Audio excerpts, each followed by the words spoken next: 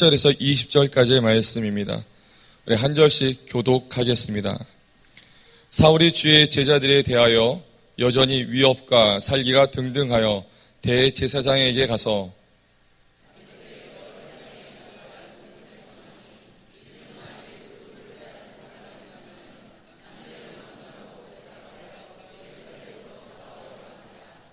사울이 길을 가다가 다메섹에 가까이 이르더니 호련히 하늘로부터 빛이 그를 둘러 비추는지라.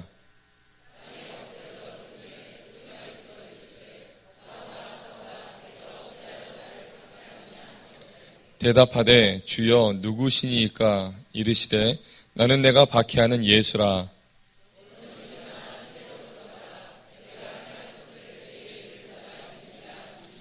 같이 가던 사람들은 소리만 듣고 아무도 보지 못하여 말을 못하고 서 있더라.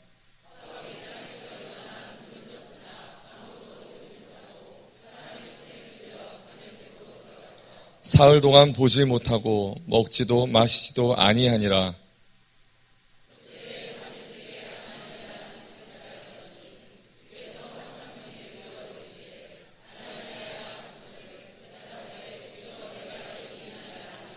주께서 이르시되 일어나 집 가라 하는 거리로 가서 유다의 집에서 다소 사람 사울이라 하는 사람을 찾으라. 그가 기도하는 중이니라.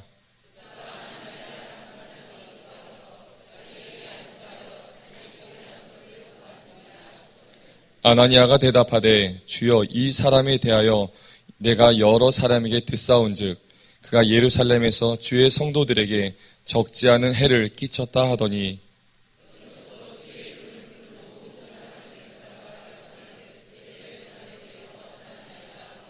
주께서 이르시되 가라. 이 사람은 내 이름을 이방인과 임금들과 이스라엘 자손들에게 전하기 위하여 택한 나의 그릇이라.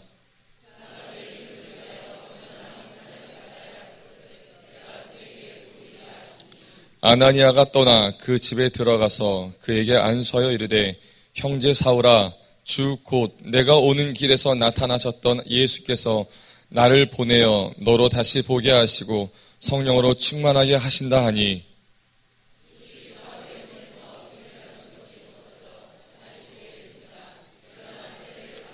음식을 먹음에 강건하여 지니라. 사울이 다메섹에 있는 제자들과 함께 며칠 있을새 즉시로 각 회당에서 예수가 하나님의 아들이심을 전파하니.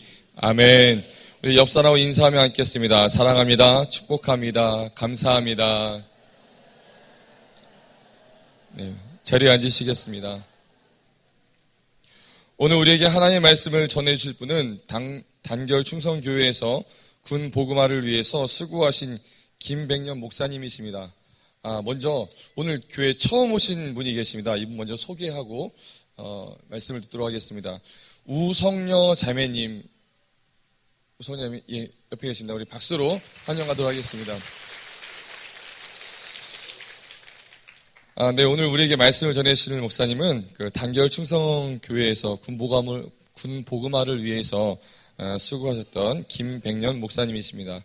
네, 목사님 나오실 때 큰 박수로 환영합니다. 감사합니다. 라는 의미로 박수로 모시도록 하겠습니다.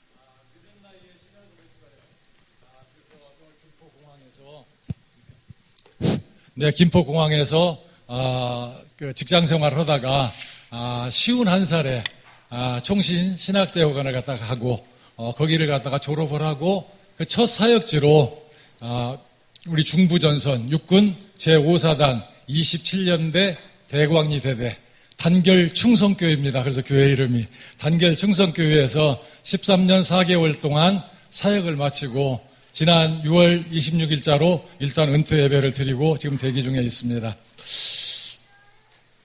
일단 그 사역을 한번 이렇게 적고 났더니 그 인생을 한번 이렇게 돌아봐줘요. 내가 어떻게 인생을 살았는가, 어떻게 하다가 내가 예수를 갖다가 믿고 또 뭐 신학을 오고 복음을 전하는 그런 사역자의 길을 갔는가. 아무리 생각을 해도 그건 전혀 제 뜻하고는 관계가 없었던 그런 것 같아요. 과연 내 인생과 내 계획으로 세워졌던 것들이 없는 것 같아요.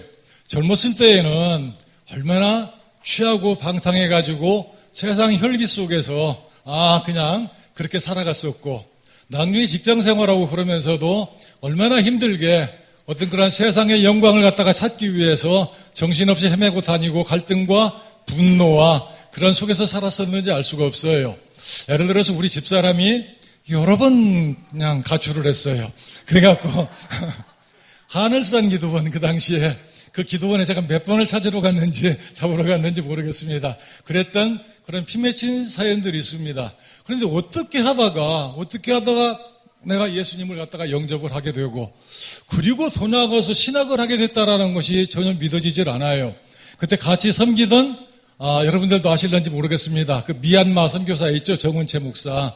저하고 같은 룸메이트예요. 같이 다녔었는데 저보고 신학을 하라고 그러더라고요. 근데 내가 무슨 신학을 하냐고. 근데 담임 목사님도 저보고 신학을 하라고 그랬어요. 근데 무슨 신학을 하냐고요. 고등부 교사 했었습니다. 그냥 교사. 그러는데 시험을 봐갖고 떨어졌어요. 그 노예 시험에서 떨어졌다 그런 이야기입니다. 그러니 세상에 그것도 영어, 성경 이런 것은 거의 패스를 했는데 상식에서 떨어졌어요. 상식은 그냥 상식적으로 점수를 주는 것인데 그 떨어졌길래 자신 있게 말을 했죠. 봐라, 나는 목사, 그러니 그건 아니다. 나는 그냥 집사 할란다. 그런데 그 아침에 이제 그 다음날 새벽 기도를 갖다 이렇게 하고 있는데 기도를 열심히 하고 눈을 딱 떴더니 앞에 책이 이만큼 쌓여 있어요.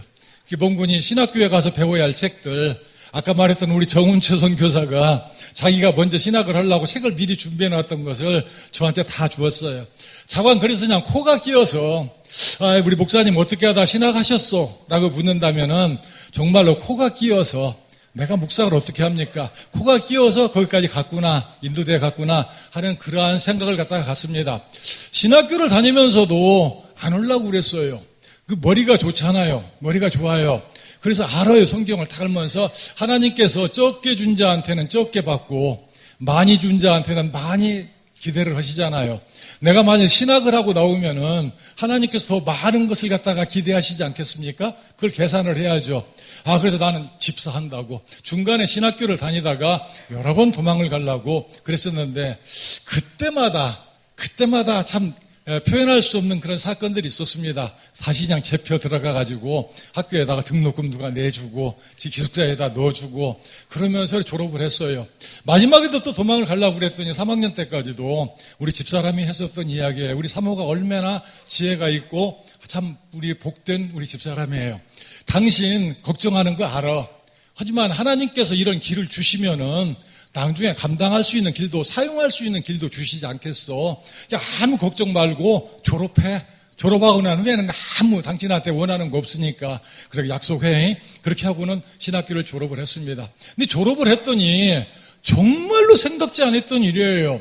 저는 사실 저희가 대학을 다닐 때에는 이 군대 문화하고 조금 약간 껄끄러웠어요. 데모 많이 할 때잖아요.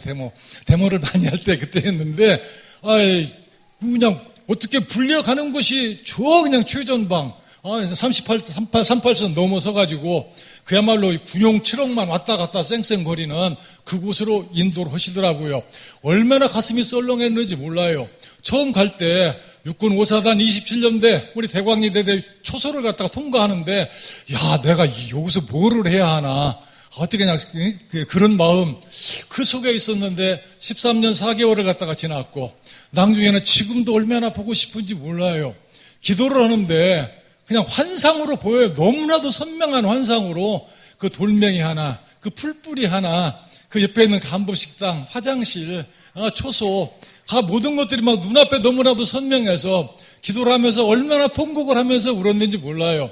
하나님께서 어떻게 하다가 이런 사람을 갖다가 그렇게 부르셔서 하나님의 백성 삼으시고 또 복음을 전하는 이런 귀한 도구로 삼으시고 돌이켜 봤더니 그 시간이 정말로 행복했어요. 그 시간보다 더 행복했던 시간이 없어요. I am the happiest in the world. 난 세상에서 제일로 행복했었어. 행복한 사람이야. 이 고백이 나오는 거예요. 그럼 어떻게 하다가 그렇게 된 것입니까? 나는 그 나를 갖다가 설명할 길이 없어요. 설명할 길이 없어요. 오늘 본문에 나오는 사람이 사도 바울 이야기입니다. 사도 바울이 자기의 삶을 갖다가 설명할 길이 없습니다. 바울이 어떤 사람이에요? 살인자예요. 살인자. 스데반 집사를 갖다가 죽였습니다. 오늘 본문에도 보니까 살기가 여전히 등등해서 스데반 집사를 죽이고도 또 예수 믿는 사람들을 갖다가 죽이려고 살기가 등등해서 쫓아갔었던 그 스데반 집사예요. 교회를 갖다가 핍박하고 믿는 자들을 갖다가 핍박했었던 그 사도 바울이다 그런 이야기입니다. 그가 나중에 뭐가 돼요? 위대한 사도가 되는 거예요. 위대한 사도가요. 위대한 사도가 되고 예수를 그가 그렇게 핍박하던 그 예수를 위해서 십자가를 갖다가 지는 순교자의 삶으로 변화된다 그런 이야기입니다. 이거 어떻게 이걸 설명을 할 수가 있어요? 바울이 자신의 삶을 가리켜서 그렇게 말을 합니다. 고린도전서 15장 10절 말씀이에요. 나의 나 된 것은 2부 예배 때는 크게 답이 나오더라고요. 나의 나 된 것은 하나님의 은혜라. 하나님의 은혜더라 그런 이야기입니다. 여러분 하나님께서 인도를 하셨어요. 도저히 이런 일이 생길 수가 없어요. 내 뜻과 내 생각으로는 내가 예수를 주라고 고백하는 하나님의 백성이 될 수가 없고 내가 내 뜻으로 세상을 살아간다면은 내가 사역자가 될 수가 없고 복음 전파자가 될 수가 순교자가 될 수가 없는 것입니다. 그런데 내가 이렇게 사도가 되어서 다른 사도보다 못지않게 일을 한 것은 하나님의 은혜다. 하나님의 은혜라고 고백을 하는 것입니다. 저도 이번 사역을 갖다 이렇게 접으면서 인생을 돌이켜 바라보면서 딱 한 단어만 떠올라요. 다른 거 설명할 길이 없어요. 오직 하나님의 은혜라. 정말 하나님께서 강권적으로 붙드셔서 그러한 주정뱅이를 그러한 혈기왕성했었던 세상에 죄악에 쩔어 있었던 그러한 생명을 불러내서 하나님의 백성 삼으시고 사역자로 삼으시고 그렇게 사용해 주시는 거 오직 하나님의 은혜였었더라 그런 이야기입니다. 여러분들 오늘 이 자리에 나온 것도 하나님의 은혜예요. 오늘 새로운 처음 나오신 우리 자매님이 계시는데 얼마나 저는 딱 그걸 보면서 생각했어요. 어떻게 해서 나오셨는지는 나는 몰라도 아마 주변에서 누가 전도를 하고 나왔겠죠. 다 하나님께서 섭리하셔서 그 사람 때문에 나온 것이 아니라 하나님의 은혜로 이끌어 주셨다라는 사실을 갖다가 믿으시기를 바랍니다. 할렐루야. 오늘 본문에서 사도 바울이 내가 나 된 것은 하나님의 은혜라 라고 말을 하는데 바울한테 이렇게 놀라운 변화를 가져오게 한 그 대인생의 전환점을 이루게 해준 장이 뭐냐? 오늘 사도행전 9장이다 그런 이야기입니다. 오늘 사도행전 9장을 통해 갖고 하나님께서 역사하시는 그 하나님의 은혜 말이에요. 우리가 하나님의 은혜로 하나님의 백성이 되고 위대한 사역자가 되고 하나님의 일꾼이 되는 거, 이걸 하나님의 은혜라고 고백하는 바울이 받았던 하나님의 은혜, 바울이 깨달은 하나님의 은혜가 무엇인지 오늘 사도행전 9장 본문 말씀을 통하여서 우리가 은혜 받을 수 있기를 다 바랍니다. 지금 바울의 모습은 정말로 예수 믿기 전에 우리의 모습이에요. 살기가 등등했어요. 교회를 갖다가 비판하고 예수는 가짜라고 말을 합니다. 그래서 또 그냥 그 교회를 핍박하고 믿는 사람들을 갖다가 핍박하기 위해서 쫓아가고 있는 그런 도중이에요. 여러분 이것이 우리가 예수를 믿기 전에 우리의 모습이었다 그런 이야기입니다. 저도 처음에 교회 갔을 때 우리 집사람 따라서 다녔었는데 교회 갔다 오면 뭐예요? 그냥 우리 담임 목사님이죠. 별 관계도 없었지만 그냥 잡고 그냥 이렇게 요리하느라고 굉장히 바빴었던 그것이 우리의 모습이었던 것 같아요. 제 모습이었던 것 같아요. 바울의 모습이 지금 그랬었어요. 미움과 증오로 가득 차 있었던 바울이 놀랍게 변화가 되는데 왜 바울이 그렇게 미워하는 것입니까?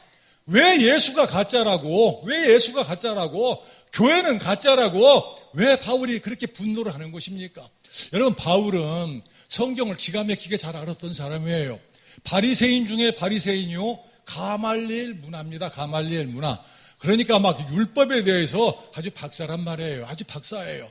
그리고 그냥 바울의 그 족보를 바라보면은 그냥 베냐민 지파요, 히브리인 중에 히브리인이요, 나면서부터 로마 시민권을 갖다 가졌고, 여러분 뭔 말이에요? 금수저 물고 태어난 사람이에요. 그냥 학벌 좋고, 그냥 가정, 집안 좋고, 그래서 그냥 최고예요. 그래서 자기 자아가, 자의식이 말이에요. 자기 소신이 아주 그냥 강했었던 사람이다, 그런 이야기입니다. 그래서 이제 자기 생각으로는 이게 아니다, 그런 이야기예요. 내 소신으로는 예수가 메시아가 아니에요. 왜요? 메시아가 오려면은 이스라엘 백성들은 메시아를 갖다가 사모했어요.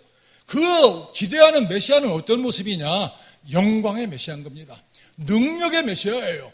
능력의 메시아가 임해서 로마의 압제로부터 지금 고통 속에 있는 이스라엘을 갖다가 해방시켜주고 가장 번성했었던 다윗 시대의 다윗 왕조를 갖다가 회복시켜주는 이런 능력의 메시아, 영광의 메시아를 갖다 기대하고 있는데 예수님은 어떻게 된 거예요?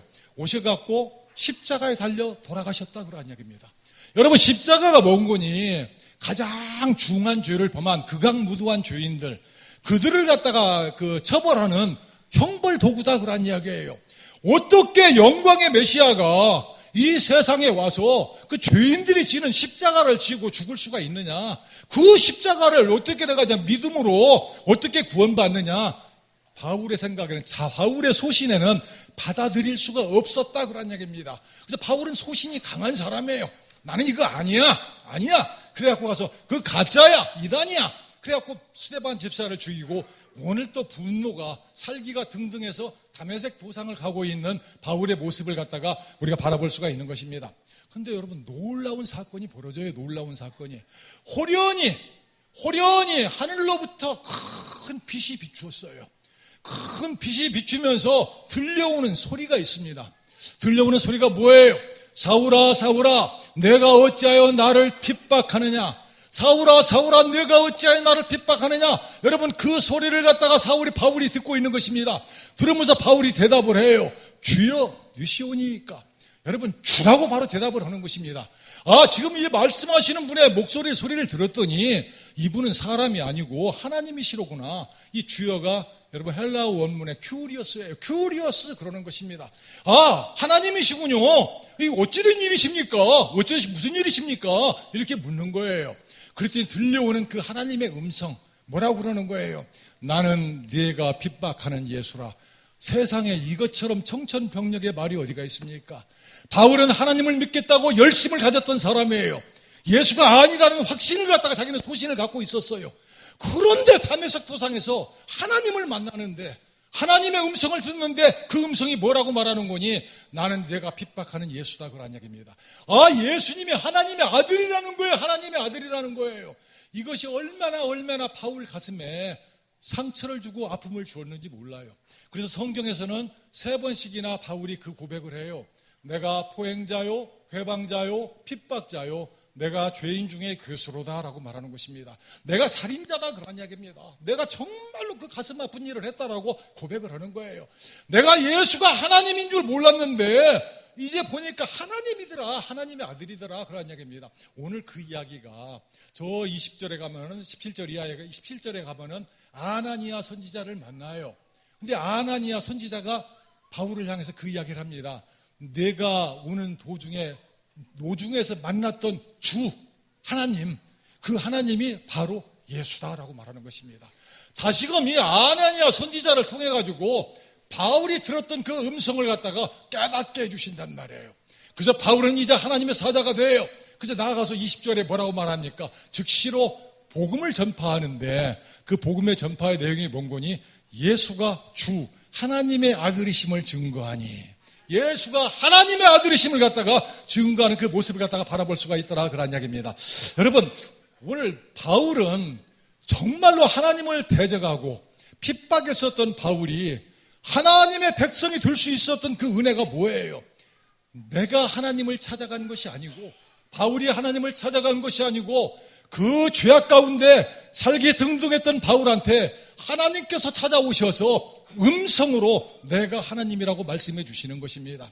바울은 이 사건을 빌립보서 3장 12절에서 그렇게 말을 해요. 내가 붙잡힌 바 된 그것을 잡으려고 붙잡힌 바 된 바로 바울은 뭐라고 말하는 거니? 내가 다메섹 도상에서 붙잡혔다라고 말합니다. 하나님 앞에 내가 붙잡혔다라고 말하는 거예요. 그래서 내가 푯대를 향하여 쫓아가노라. 푯대를 향하여서 달려간다라고 바울은 고백하는 것입니다. 저는 오늘 우리 은혜 왕성교회에 이 놀랍게 붙잡히는 역사가 있기를 갖다 바랍니다. 예수님께서는 오늘 또 우리에게 말씀으로 찾아오시는 거예요. 말씀으로 찾아오세요. 우리를 갖다가 붙잡으시겠다라는 것입니다. 아직도 예수가 나의 구주인 줄, 하나님의 아들이신 줄을 갖다가 모르고 방황하며 의심하고 있는 우리 형제들이 있다면, 우리 성도님들이 계시다면 말이에요. 호련히 강단을 통해서 하늘에서부터 내려오는 하나님의 음성을 갖다가 들을 수 있기를 갖다가 바랍니다. 사울아, 사울아, 내가 어찌하여 나를 핍박하느냐? 백년아, 백년아, 내가 왜 나를 핍박하느냐? 백년이가 제 이름이에요. 왜 핍박하느냐? 여러분들의 음성을 갖다가 들을 수 있기를 갖다가 바랍니다. 하나님께서 그 음성을 통하여서 나의 죄인됨을 깨닫게 해주시잖아요. 아담아, 아담아, 내가 어디에 있느냐? 내 모습을 살펴보라는 것입니다. 나는 내가 핍박하는 예수다라고 말씀을 하십니다. 내가 하나님 앞에 바로 서지 못하고 예수님이 하나님의 아들이신 줄을 갖다가 모르고 죄악 가운데에서 살아가고 있는 나에게 깨달으라고 우리 주님 찾아오셔서 우리를 갖다가 부르시는 거예요. 우리 하나님 앞에 붙잡힌 바 되기를 바랍니다. 어느 한 사람도 붙잡히지 않고 그저 왔다 돌아간다면은 그건 참으로 의미가 없어요. 참으로 의미가 없습니다.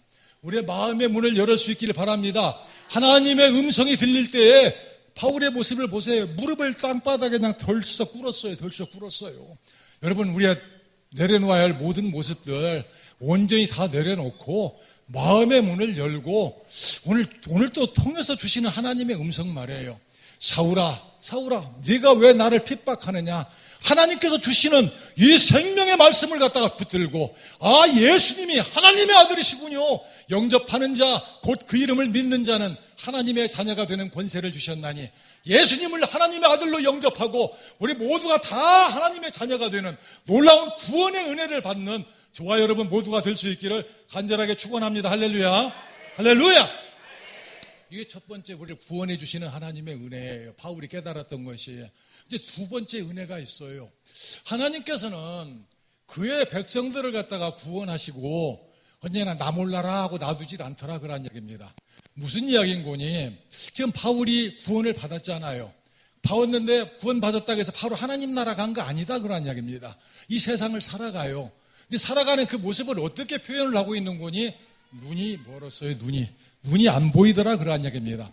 여러분, 눈이 안 보이면 어떡합니까? 여러분, 그냥 그 사방이 위험이잖아요. 온갖 그냥 위기 속에 다 노출되어 있는 것 아닙니까? 발 한번 잘못 디디면 떨어져 나가는 거잖아요. 그러한 위기 속에 닥쳐 있는 바울의 모습 말이에요. 근데 하나님께서는 그를 그대로 놔두질 않으시더라 그런 이야기입니다. 우리는 구약의 역사를 통해서 알아볼 수가 있어요. 하나님께서 애굽 땅에서 죄악 가운데 있던 그의 백성들을 갖다가 구원하시고 나 몰라라 하고 가나안 땅으로 가라. 그리고 끝난 것이 아니다 그런 얘기입니다. 여러분, 하나님께서는 그의 백성들을 인도하시는데 구름 기둥 불기둥으로 인도하셨어요. 구름 기둥 불기둥으로 인도하셨습니다. 주무시지도 않고 졸지도 않으시면서 인도를 하셨어요. 그의 백성들의 걸음걸음, 여러분, 세상이 어떤 세상입니까? 광야와 같은 광야길을 가는 거예요. 사방에 위험이 가득 깔려 있습니다. 원수와 대적자와 온갖 맹수들이 가득한 것이 광야예요. 사망의 음침한 골짜기와 같은 것이 바로 광야다 그런 이야기입니다. 그곳에 하나님께서 지도자를 세우시고 구름기둥 불기둥으로 그들의 걸음을 갖다가 인도하시는 그 하나님의 모습 말이에요. 시편 121편을 보면은 하나님께서는 정말 주무시지도 않고 졸지도 아니하면서 한 생명도 나고디 실족하지 아니하도록 붙들으면서 인도에 가셨던 하나님의 그 인도하심의 모습을 갖다가 바라볼 수가 있는 것이다 그런 이야기입니다. 참으로 은혜 되는 것이 이 광야 40년을 갖다가 인도하실 때 말이에요. 하나님께서 그의 백성들을 인도하시는 모습을 뭐라고 표현을 하고 있는 거니? 신명기 1장 31절에서 그렇게 말씀을 하십니다. 아비가 아들을 아음과 같이, 아비가 아들을 아음과 같이 말해요. 저는 이 세상에서 우리 아들을 제일로 사랑해요. 우리 딸을 너무너무나도 사랑해요. 제가 이 사역을 딱 접고 하나님 앞에 회개한 것이 있어요. 2개 회개했어요. 2개. 2가지 크게 회개할 사항들이 있었습니다. 첫 번째 회개한 내용은 뭐였는 거니? 내가 하나님 베스트로 사역을 못 한 것 같아요. 입으로는 언제나 하나님을 먼저 주장을 했죠. 너희는 그 나라와 의를 구하라. 언제나 하나님의 말씀을 전했지만 실질적으로는 그러지를 못했던 것 같아요. 그러면서 그 가장 대표적인 예가 뭐였는 거니? 우리 아들, 딸 말이에요. 우리 딸이 정말로 그렇게 힘들어서 고통의 나락 속에 떨어져 있을 때 내가 그 기도를 했었어요. 하나님, 우리 딸 나 살려주시면은, 하나님, 우리 딸 살려주시면은 내가 정말 그냥 뭐든지 하겠습니다 하면서 뭐라 했는 거니? 가장 소중하게 여겼더니 사역 말이에요. 사역의 길도 내려놓을 수 있습니다. 그래서 내가 왜 그런 소리를 했나 몰라요. 그래서 아마 은퇴하지 않았나 하는 그런 생각도, 아이고, 끝까지 해야죠. 죽을 때까지. 그래야 하는데 어쩌냐. 이 말이 무슨 말인 거니? 그때 성경 공부를 하면서도 그런 이야기들을 많이 했어요. 내가 정말로 하나님 베스트로 해야 하는데, 입으로는 그러지 않으면서도 내 마음속에 우상의 요소가 있다. 나 우상의 요소가 있는 거 내가 알아.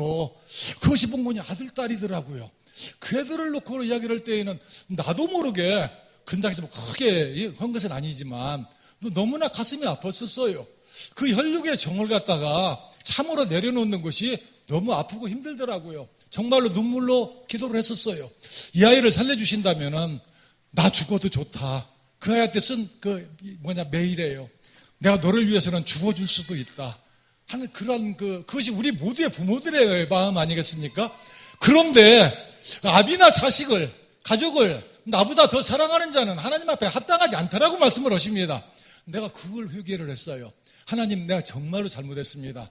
이제 다시금 어떤 사역의 길을 열어주신다면은 내가 이제 정말로 하나님 베스트로 오직 하나님의 영광만을 위해서 하나님 사역을 하겠습니다 하는 그 기도가 되더라고요. 그게 첫 번째 회개였었어요.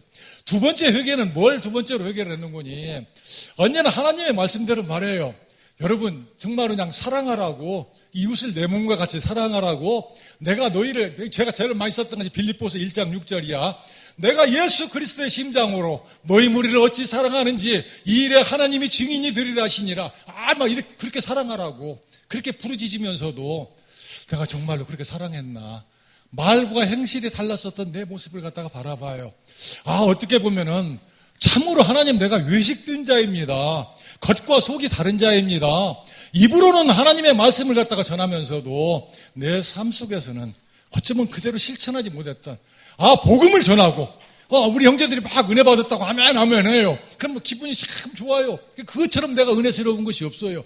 그리고 나가면서 어쩌면 그걸로 내 사역의 끝이 아니었나, 말씀을 전하는 걸로 끝이 아니었나 하는 그런 회개를 해요. 정말로 말씀이 전해진 대로 나는 삶 속에서 살았나 하는 그런 회개하는 마음이 생기더라, 그런 이야기입니다. 여러분, 정말 다시금 하나님 기회를 주신다면 하나님 베스트로, 그럼 말씀대로 순종하면서 살겠습니다 라고 하는 그런 이야기를 하는 거예요. 뭔 이야기입니까? 하나님께서는 우리의 그 모든 삶 속에서 우리의 믿음도 지켜주시고 우리의 삶의 모든 형편도 붙들어주시고 나보다도 나를 더 잘하시고 이끌어주시고 인도해주신 하나님 말이에요. 오늘 사도 바울의 모습을 한번 보겠습니다. 눈이 멀었어요. 그래서 갈 길을 몰라요. 까딱 잘못하면은 이리 실족하고 저리 실족하고, 이 목사님처럼 자식을 갖다 우상과 같이 여기면서 말씀과 행동이 다른, 어쩌면 그런 누를 그런 위기를 당할 수 있는 그런 곳이었지만 하나님께서 어떻게 하셨어요? 오늘 성경에 이름도 안 나와요. 이름도 안 나오는 옆에 사람들이 있었어요. 사람들. 그 사람들을 통해서 바울의 그 걸음을 갖다가 지키시고 이끌어 주신 그 모습을 갖다가 바라봅니다. 우리의 인생의 삶을 이렇게 돌아볼 때 얼마나 위기의 순간들이 그렇게 많았습니까? 정말로 얼마나 넘어지고 쓰러지고 일어설 수 없는 아픔의 시간들이 얼마나 많았었습니까? 하지만 그때마다 하나님께서 돕는 손길들을 갖다가 예비하시고 함께 하시고 지켜주시고 이끌어 주셨던 그 모습을 갖다가 바라봐요. 이제는 그 생각이 들어요. 내가 세상에서 어떤 위기를 당한다 하더라도, 어려움을 당한다 하더라도 이제 그전처럼 인본주의가 되어서 자식을 생각하듯이, 뭐를 생각하듯이 그렇게 막 속상해하고 시험 들고 그러지 않을 것 같아요. 한 발 뒤로 물러서서 나라의 삶을 갖다가 도우시고 인도하시는 그 하나님께서 어떻게 역사를 하시는가, 그 하나님께서 어떻게 역사를 하시는가 한번 쳐다볼 수 있는 그러한 여유가 생길 수 있는 것 같아요. 여러분, 하나님께서는 그의 백성들을 갖다가 구원의 은혜로 내려주시고 또한 이 세상의 모든 삶 속에서도 걸음걸음을 갖다가 인도해 주신다라는 사실을 여러분들이 믿을 수 있기를 갖다 바랍니다.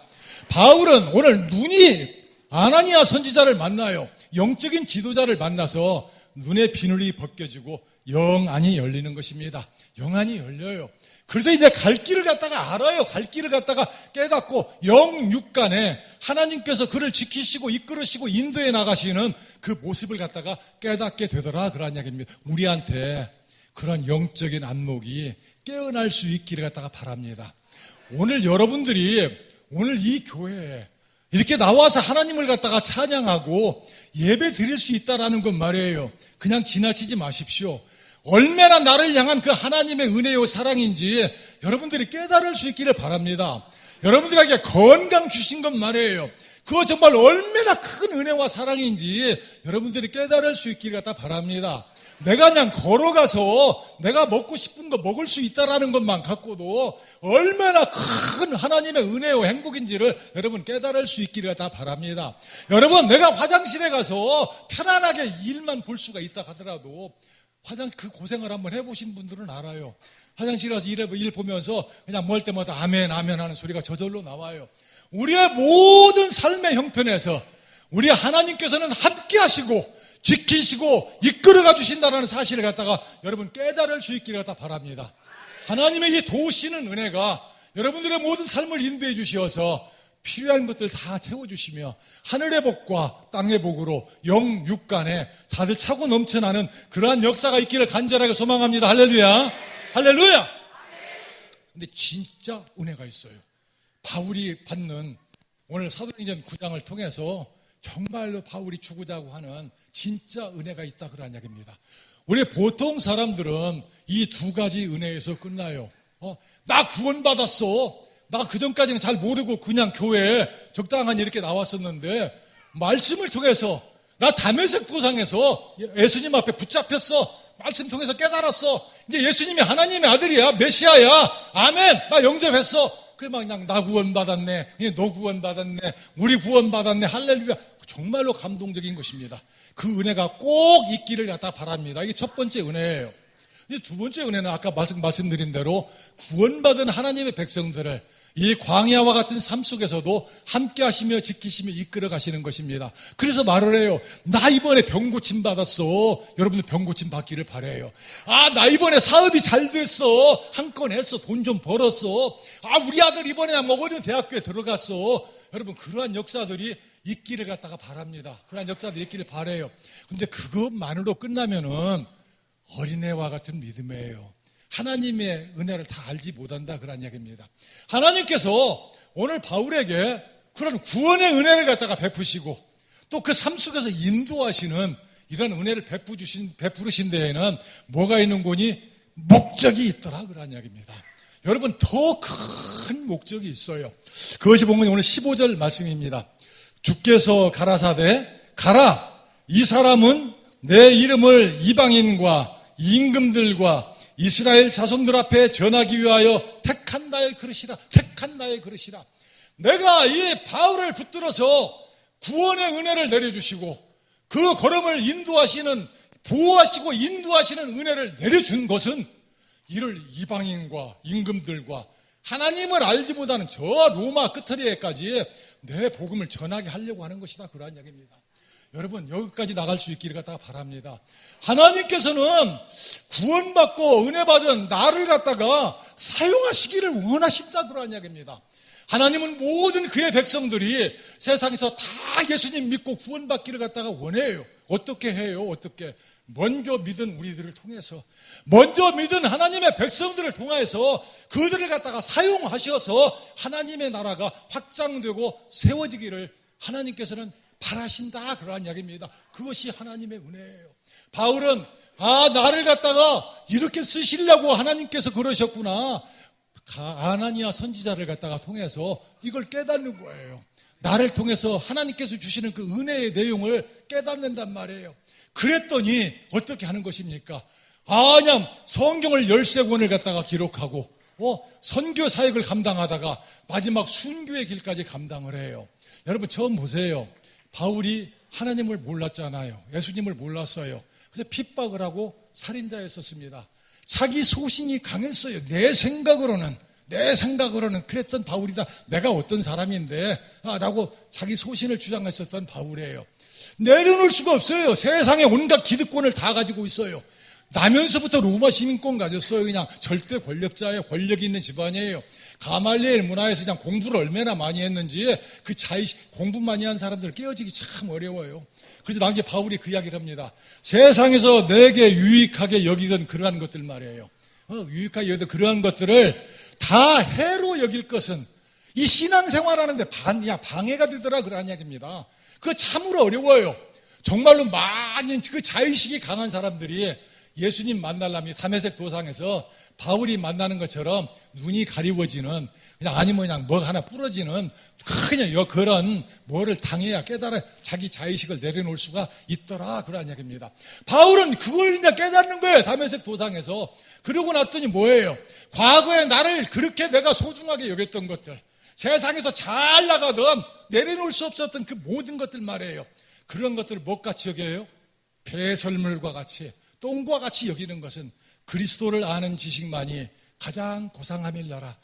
예수님을 아는 것 말이에요. 옛날에는 그 십자가 사건이 도저히 감당할 수 없는, 이해할 수 없는, 용납할 수 없는 그런 사건이었는데 이제 그 십자가 사건이 얼마나 은혜가 되는지 몰라요. 하나님의 아들 예수 그리스도께서 세상에 육신으로 오셔서 우리의 모든 하나님의 백성들의 죄값을 대신해 주시기 위해서 십자가의 그 고난을 당하시고 돌아가셨구나. 내 죄를 대신해 주셨구나. 내가 도저히 무엇으로도 내 이 죄 문제를 해결할 수가 없는데 하나님의 아들께서 십자가를 지셨구나. 이 십자가가 아니면 우리가 구원받을 길이 없는 것입니다. 그래서 바울은 그 다음에 선교를 하면서 언제나 들고 다니는 표어가 있어요. 그게 뭔거니? 예수님의 십자가인 것입니다. 나는 십자가만을 자랑하노라. 십자가만을 자랑하는 것입니다. 오늘 또 이 강단에서 여러분들에게 변함없이 전해져야 할 하나님의 말씀은 예수는 하나님의 아들이요 십자가를 통하여서 우리의 구원의 역사를 이루셨다라는 이 사건이에요. 십자가만을 자랑하는 그 바울의 모습을 갖다가 바라볼 수가 있는 것입니다. 오늘 다 예수님 믿는 분들일 거예요. 하나님의 도우시는 은혜도 많이 체험하신 분들일 거예요. 여러분들을 통해서 더욱더 사용하시고자 하는 이 하나님의 은혜를 갖다가 체험하고 결단할 수 있는 시간이 되기를 축원합니다. 할렐루야. 할렐루야. 여러분들이 아멘 하지만 실질적으로는 참으로 어렵다라는 것을 알아요.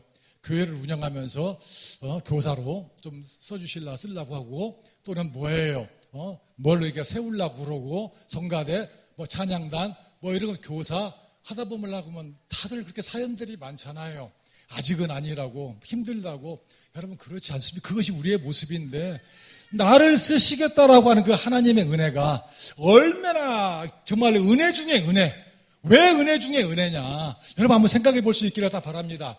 하나님께서는 이 사명을 주실 때 결코 그냥 말로만 주시지 않아요. 아무런 능력이 없는데 집사님 뭘 하라고, 감당할 수 없는 일 하라고 그러질 않는다 그런 이야기입니다. 오늘 이 바울, 눈이 먼 바울이잖아요. 이게 영적으로 어린아이와 같아요. 믿음의 수준이 아주 일천하다 그런 이야기입니다. 낮다 그런 이야기입니다. 그 바울 앞에 아나니아 선지자를 갖다가 보내요. 그래서 말씀을 통해서 그의 믿음이 깨달아지도록, 영안이 열리도록, 그래서 큰 믿음이 되도록 아나니아 선지자를 통해서 역사를 하시더라고요. 저도 아나니아 선지자와 같은 그런 선지자가 되기를 바라요. 우리 모든 사역자들이 다 그렇게 되기를 다 바랍니다. 아나니아 선지자가 말씀을 전했더니 눈꺼풀이 떨어지고 비늘이 떨어지고 뭐라고 그래요? 하나님께서 너에게 성령으로 충만하게 하신다는지라. 여러분 내가 성령 충만하려고 해서 성령 충만해지는 것입니까? 그렇지 않아요. 우리 다 성령 충만하기를 정말로 간절하게 바라잖아요. 하나님께서 충만하게 하시는 거예요. 왜요? 바울을 사도로 쓰시려고요. 이방의 빛으로 세우시려고. 아나니아 선지자가 안수하면서 기도할 때 눈에 비늘이 떨어지고 성령으로 충만하게 지는 모습을 바라볼 수가 있는 것입니다. 하나님께서 성령으로 충만해서 그에게 영육간의 새 힘으로 채워주는 모습을 갖다가 바라봐요. 여러분들 정말 하나님께서 주시는 사명을 간절히 사모할 수 있기를 갖다 바랍니다. 내가 하겠습니다. 하나님 바울을 쓰신 것처럼 나를 갖다가 써주십시오 라고 고백하고 결단할 수 있는 우리 모두가 될 수 있기를 갖다 바랍니다. 하나님께서 성령으로 충만하게 하신다. 성령으로 충만하게 하셔서 감당할 수 있게 하세요. 또 하나 꼭 영적으로만 충만해서 다 감당하는 것은 아닌 것 같아요. 저도 이 사역을 하는데 부대까지 갔다 오는데 편도가 4시간 걸려요. 그냥 굉장히 힘들더라고요. 한 번은 그 전철을 타고 갔다 이렇게 오는데 차 속에서 앉아있지를 못하겠어요. 막 구역질이 나고 그냥 앉아있지를 못하고 막 자꾸 눕고만 싶어요. 체력의 한계점에 도달한 거죠. 체력의 한계점에. 그래서 막 간신히 집에 왔어요. 그리고 결심을 했어요. 내가 기도하고 영적인 면에서 충만한 거 열심히 그것만 갖고 되는 것은 아니로구나. 내가 이 사역을 하려면 최소한도 4시간은 거기를 갔다가 끝나고 또 4시간은 와야 하고 군대 사역을 하잖아요. 우리 형제들 최전방 이 고지라는 게 있어요. 그 위에도 있고 찾아가서 말씀도 전해야 하고 전도하고 그래야 돼요. 그럼 애들 군종들 데리고 다니기도 하고 그러는데 군종들은 올라가는데 가들은 20살짜리잖아요. 나는 이제 그러잖아요. 대머리잖아요. 여러분들도 나중에 다 그렇게 돼요. 근데 그것을 내가 쳐져버리면은 어떻게 복음을 전할 수가 있겠어요? 정말로 운동을 했어요. 그리고 최소한도 하루에 2시간 가까운 산에 가서 하루에 6km 정도씩 러닝을 했습니다. 산악구보를 했어요. 국군 도수체조 1회 팔다리기 운동부터 12회 숨고르기 운동까지 2회 연속. 그래서 그것부터 시작을 해갖고 하루에 2시간 이상 한 6km 러닝하고 지금도 벤치프레스 40kg짜리 였기 한 300개에서 400개 정도씩 매일 들어요. 그렇게 듭니다. 체력을 보강하지 아니하면은 감당할 수가 없어요. 그 산에 고지 올라갈 때에도 일부러 그래요. 숨이 차죠. 숨이 차지만 숨이 안 찬 것처럼 할 수 있어요. 그 정도는 참을 수 있다고요. 그래서 막 뛰어 올라가갖고 빨리 따라오라고. 이 짜샤들, 너들 그것도 못하냐고. 그 복음을 그렇게 전하는 것이더라 그런 이야기입니다. 오늘 본문에 바울을 통해서 주시는 말씀이에요. 3일 동안 금식을 하면서 기도를 했어요. 그러니 얼마나 배가 고프고 체력이 고갈되고 정신적으로 받은 충격이 크고 했던 바울한테 어떻게 하시는 것입니까? 음식을 먹음에 강건하여지니라. 여러분, 강건해지는 역사가 일어나냐는 것입니다. 육적으로도 사명을 감당할 수 있는 힘이 있어야 하는 거예요. 육간에 강건해야 하는 것입니다. 우리 기도 많이 해야 돼요. 하나님 앞에서 나를 사용해 주시는 은혜를 받아서 성령 충만해서 하나님 주시는 새 힘으로 감당해야 합니다. 또한 따라서 육신적으로도 강건해지도록 우리가 체력 관리해야 하는 것입니다. 그렇게 하는 거예요. 그 하나님께서 주시는 그 사명 말이에요. 사용하시는 그 은혜. 이 사용하시는 은혜를 갖다가 깨달을 수 있기를 갖다가 바랍니다. 하나님께서는 우리에게 감당할 수 있는 힘을 주세요. 성령 충만하게 하시고 육신적으로도 강건하게 하셔서 그걸 사용하시는 그 모습을 갖다 볼 수 있다 그런 이야기입니다. 근데 정말로 이 사용하시는 은혜가 은혜 중에 은혜인 것은 하나님께서 우리에게 공짜로 일만 시키지는 않는다 그런 이야기입니다. 하나님께서 우리에게 사명을 주시고 쓰실 때에는 대가를 지불해 주세요. 여러분, 대가를 갖다가 주십니다. 여러분, 세상에서 우리가 기뻐하기를 참으로 원해요. 행복하게 살아가기를 갖다가 원합니다. 근데 세상이 주는 행복은 딱 한마디로 말하면 다 유한합니다. 끝나는 거예요. 끝나는 거. 아무리 돈 많아도 여러분들의 아들이 막 그냥 어느 대학에 1등으로 합격하고 그래도 그 며칠밖에 안 가요. 그런 기쁨들은요. 제가 군에서 우리는 군사역을 했으니까 성탄절 때 그 성탄절 행사가 있습니다. 그래서 그냥 뭐 아들 놓고 그냥 이게 휴가증을 이렇게 뽑아서 주기도 하거든요. 최고의 상이 휴가증이에요, 휴가증. 그런데 그때는 막 휴가증 받으려고 교회 안 다니던 우리 형제들도 막 가득 미어지게 와요. 그러나 이제 대대장이 마지막으로 하나 이렇게 뽑아서 주는데 누구? 딱 보면 김백년 하는 게 하나 막 저쪽에서 탄성이 솟아요. 육군 병장이에요. 교회도 안 다니던 애예요. 전혀 교회 한 번도 안 왔던 애인데 근데 이게 그냥 완전히 그냥 재수복이로 그 이름이 뽑혔어요. 근데 3박 4일 휴가를 가는 것입니다. 3박 4일짜리 휴가증을 딱 주니까 나 그 포효를 잊을 수가 없어요.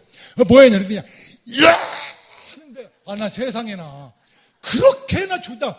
그 환희가, 막, 그냥 말로 표현할 수 없는, 그냥 땡 잡은 거예요, 그냥. 갑자기 그냥 그래갖고는 너무나 환호하는 그 모습을 보면서 저는 뭘 생각한 줄 아세요? 얘야, 그거 아니다. 그 다음에 바로 이야기를 했어요. 우리 그 성경 공부하는 데서. 휴가의 특징이 뭐냐? 휴가의 특징은 누가 말해봐라 그랬어요. 저는 군대에서 이런 이야기 할 때는 꼭 맞추면 상금을 주고 그랬었는데 여기에서는 그냥 넘어가겠습니다. 휴가의 특징이 뭐냐 그랬더니 몰라요. 너무 좋은 거잖아요. 그래서 휴가라는 것은 반드시 끝나는 것이다.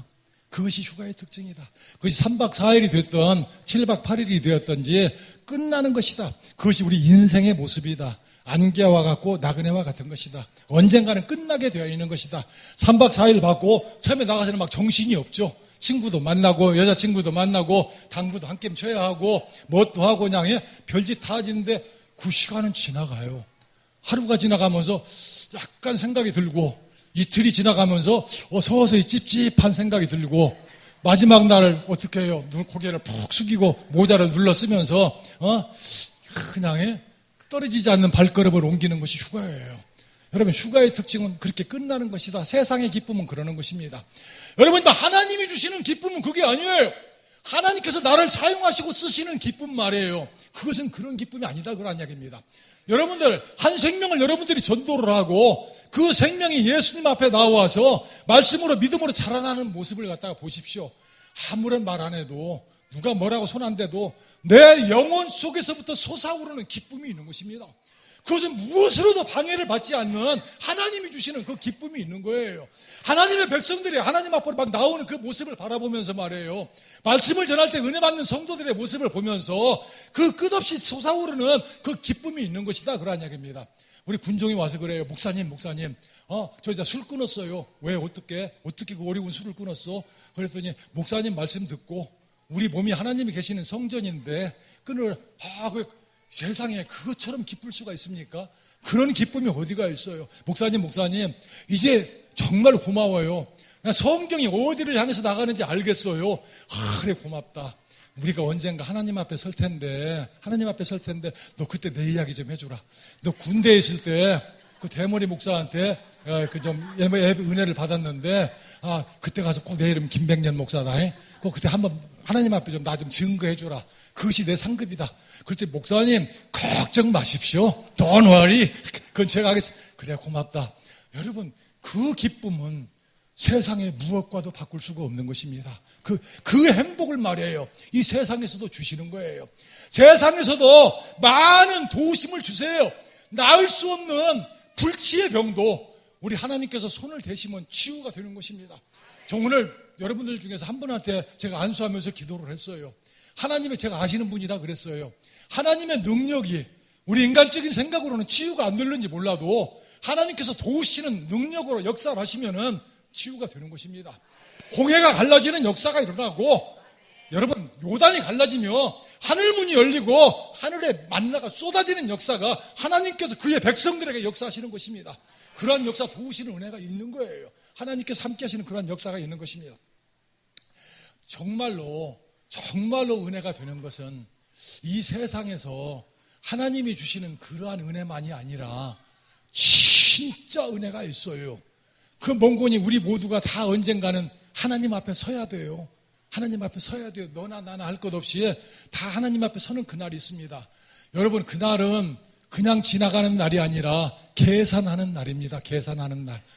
하나님 앞에 우리가 살아가고 있는 이 세상이 안개와 같고 나그네와 같이 순례자와 같이 잠시 지나가는 세상이지만 우리가 이 세상을 어떻게 살았느냐에 대해서 우리가 하나님 앞에서 내 자신을 변명하고 증거해야 할 그 날이 있다 그런 이야기입니다. 하나님께서는 우리의 그 형편대로 다 계산을 하세요.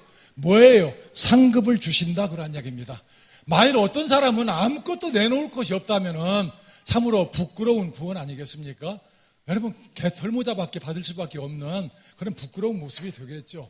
하나님 앞에 섰을 때에 참으로 잘했다, 착하고 충성된 종아 하나님 앞에 인정받을 수가 있는 것입니다. 어떻게 해요? 내가 세상에서 어떻게 살았느냐에 따라서 말입니다.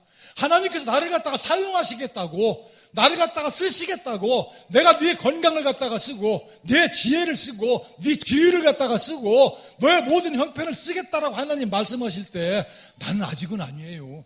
아직은 아니에요. 나 그러지 마세요. 아직은 그랬던 그 나와 주여 내가 여기 있사오니, 주여 내가 여기 있사오니 나를 사용하여 주소서, 나를 사용하여 주셔서 내 목숨과 나의 모든 것을 하나님 앞에 바치면서 했던 그런 모든 것들이 여러분 언젠가 계산하는 그날이 있습니다. 하나님의 나라에는 해의 영광이 다르고 별의 영광이 다르고 달과 달의 영광이 다 다릅니다. 별과 별의 영광이 다 달라요. 다니엘서 12장 3절 말씀입니다.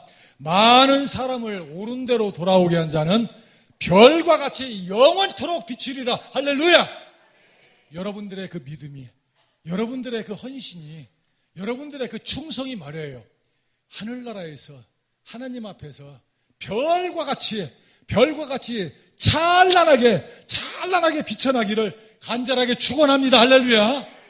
오늘 여러분들이 결단할 수 있기를 갖다가 바랍니다. 하나님, 내가 이제 하나님 앞에 사용되어지기를 원합니다. 나를 사용하시고자 하는 그 하나님의 음성을 갖다가 듣고 나의 모든 것으로 하나님 앞에 사용되어지는 도구가 되기를 원합니다. 하나님 나를 써주십시오. 정말로 하나님의 은혜가 아니면 이 쓸모없는 자, 어떻게 나를 하나님 나라 백성 삼아주시고 나의 모든 세상의 삶 가운데서 인도하시고 또 나를 갖다가 쓰시고자 하십니까? 나의 모든 것을 하나님 앞에 바치겠습니다. 하나님 베스트로, 하나님의 말씀대로 내가 순종하며 섬기겠습니다. 이러한 역사가 있기를 축원합니다. 할렐루야. 우리 오늘 그 본문 말씀, 하나님 오늘 주신 하나님의 말씀을 생각하면서 찬송가 310장 하나님의 은혜로 이 쓸데없는 자 왜 구속하여 주는지 난 알 수 없도다. 310장 다 같이 찬양하겠습니다.